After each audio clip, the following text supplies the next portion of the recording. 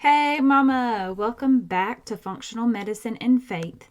Today we're going to be talking about why gluten-free is a thing. And when I say thing, I have it in air quotes because you see it on packages everywhere in the grocery store. Gluten-free, gluten-free, gluten-free. Even things that didn't even have gluten in them to begin with, they're going to say gluten-free just to advertise to you. That's what the big food companies do. But anyway, we're going to be talking about gluten-free today, so pull up a chair and get ready.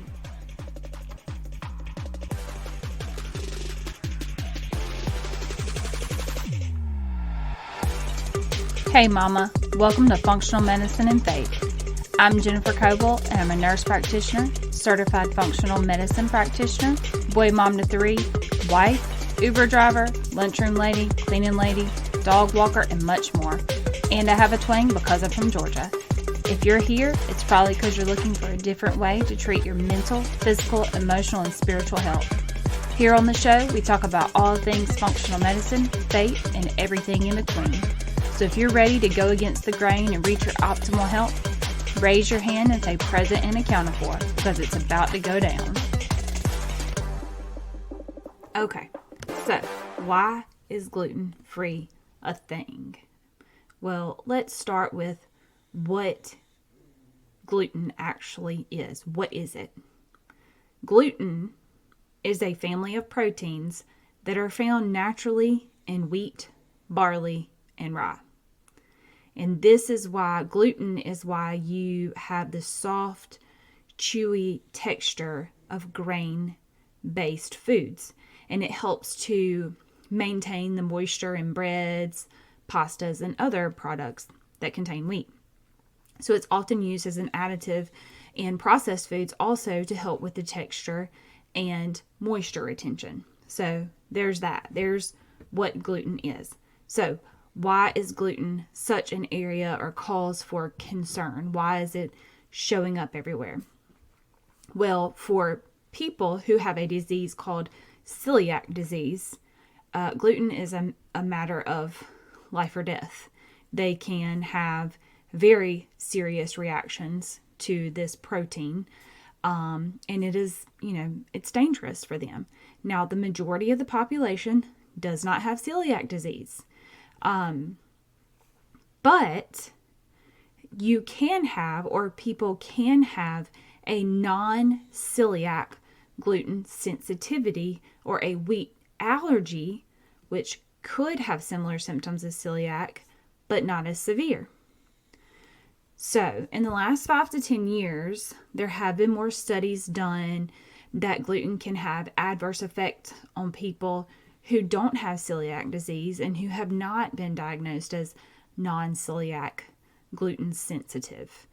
And these people are having, these people that are sensitive to gluten are having signs outside of the GI system, outside of the gut. It's things other than constipation, diarrhea, nausea, reflux. So let's take a step back and let's talk about our immune system real quick. So your immune system, two-thirds of your immune system is housed in your gut. Okay, so whenever we consume gluten, if we're sensitive to it, it can cause a reaction in our immune system. And this reaction can cause inflammatory chemicals to be created by our immune system and for symptoms to be triggered not only in the gut, but in other areas of our body, such as our brain, our muscles, our joints. And many times GI symptoms may be much less prominent than other symptoms outside of the GI tract. So let's talk about some non-GI symptoms that gluten can affect. So arthritis, joint pain. If you feel like you're pretty young to be having joint pain, then maybe you want to try taking out some gluten. Maybe like depression, like you don't think that you should be depressed about anything, but yet you just feel this weight and this heaviness or this emptiness. I mentioned symptoms in the brain, such as brain fog and just feeling like there's a veil or a curtain over your thoughts in your mind. Having attention problems, you feel like you just cannot focus. Now, these are non-gastrointestinal symptoms that can be due to a gluten sensitivity. Skin issues such as eczema, which is just dry patches on your skin. Headaches. Headaches can be caused by so many things, but gluten can be one of those issues. And certain autoimmune disorders. So there are some non-GI signs and symptoms that might make you think, hey, it might be worth taking gluten out of my diet. And I'm going to tell y'all, I had a client come to me and she had complaints of just random pains, like in her back and in her hands. It was just very non-specific. She was very tired. She couldn't understand. And at that time, like, we were going through all the different things that it could possibly be. And she was like, I don't know, I'm going to go home and I'm going to think about it. Well, one of her relatives, I believe it was, said, hey, why don't you try taking gluten out? Just try it and see. And within a month, this girl took out gluten.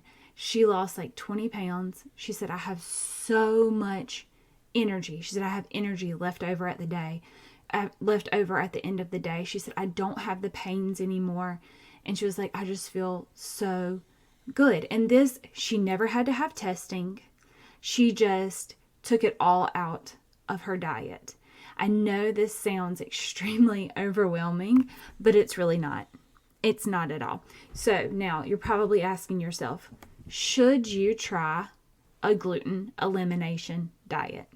Should you try it? Should you be super extra about it and try it? Well, first of all, why not? Why not? I'm the type of person that I love to try different things and see how it affects my body. Very in tune with my body. But maybe you're thinking, should I take the leap and do it? Is it worth it? Well, let me ask you this. Do you have an autoimmune disorder? Do you have type 2 diabetes? Are you extremely overweight? Have you been diagnosed with irritable bowel syndrome or irritable bowel disease? And do you struggle with depression? Well, if you answered yes to one or more of these questions, you might want to try it. I'm not telling you that you have celiac disease or you have any illness or anything. I'm not diagnosing you with anything. I'm just saying, hey, why not try it? What is it going to hurt? Okay, so there is my 2 cents on gluten, my little bit of information for you for today. If you have any questions about today's episode or just questions in general, send me a DM at jennifer.coble.health or an email at support@jennifercoble.com. And if you have a particular health concern that you are looking to improve or find alternatives to treat and would like to hire me as your health coach, please fill out the form on my website at jennifercoble.com and we will be in touch with you soon. I hope y'all have a fantastic day and I will talk to y'all soon. Bye-bye.